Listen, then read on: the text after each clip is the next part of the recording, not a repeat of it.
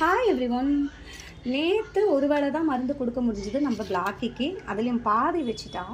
So இன்றைக்கி அந்த gravy பேக்கெட்டே நான் என்ன பண்ணிட்டேன்னா நல்லா மசிச்சிட்டேன். ஸோ இந்த மாதிரி கன்சிஸ்டன்ஸில் கொண்டு வந்துட்டேன்.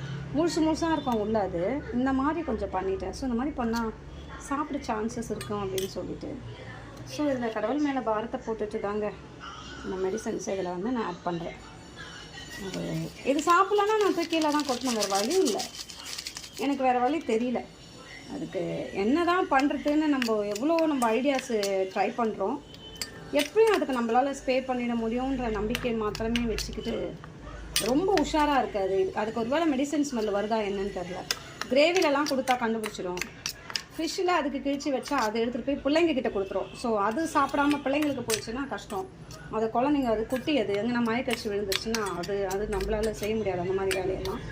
சேம் டைம் இதை வேறு எந்த கேட்டும் சாப்பிடக்கூடாது. வீணாக போனாலும் போட்டு அதை பற்றி நம்மளுக்கு கவலை இல்லை. கிரேவியோட மெடிசன் வேணும்னா நம்ம வாங்கிக்கலாம், வேறு வழி இல்லை. வேறு என்ன பண்ணுறது? அது மட்டும் சாப்பிடணும். அது சாப்பிட்டுச்சுன்னா மீதியை கொண்டு வந்து கொட்டிடணும். இன்றைக்கி ஒரு 2 முறை இருட்டுற வரைக்கும் தான் நான் போக முடியும். மேக்ஸிமம் ஒரு 6:30 or 7 o'clock வரைக்கும் தான் அதை நான் பார்க்க முடியும். அதுக்கு மேலே இருட்டி போச்சுன்னா நானும் போக முடியாது.